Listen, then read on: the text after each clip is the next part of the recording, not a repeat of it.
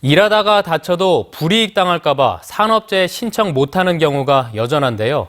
이번에 의미 있는 판결이 나왔습니다.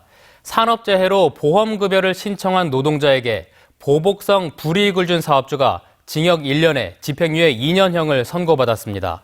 관련 법이 생긴 지 5년 만에 처음입니다. 이재경 기자입니다. 지난 2019년 경남 거제의 한 조선소 하청업체 직원 A씨는 용접 작업 중 골절상을 입고 산업재해를 신청했습니다. 그런데 해당 업체 사업주는 A씨가 대량 품질 불량 사고를 냈다는 이유를 꾸며내 징계 차원에서 약 넉 달 동안 잔업이나 특근을 제한했습니다.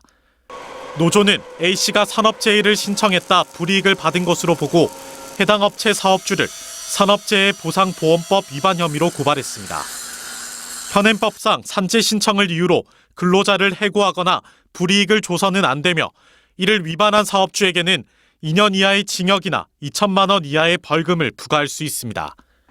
법원은 혐의를 인정해 해당 사업주에게 징역 1년에 집행유예 2년을 선고했습니다. 이번 판결은 산업재해를 신청한 노동자에게 보복성 조치를 해선 안 된다는 법이 지난 2016년 만들어진 이후 형사처벌로 이어진 첫 사례입니다. 산재를 은폐하고 또 그 불이익을 준 부분을 밝혀냈을 뿐더러 그 과정에서 이 사용자 측에서 증거까지 조작을 적극적으로 해서 은폐하려고 했는데 그것까지 밝혀내서 유죄를 받아낸 점에서 그동안 노동자들은 근무 중에 다치고도 불이익을 당하지는 않을까 걱정이 앞서 산재 신청을 못하는 일이 많았습니다. 사측의 산재 신청 보복 행위가 있더라도 감독기관인 고용노동부에 수사권이 없다 보니 실질적인 도움을 받기도 힘들었습니다.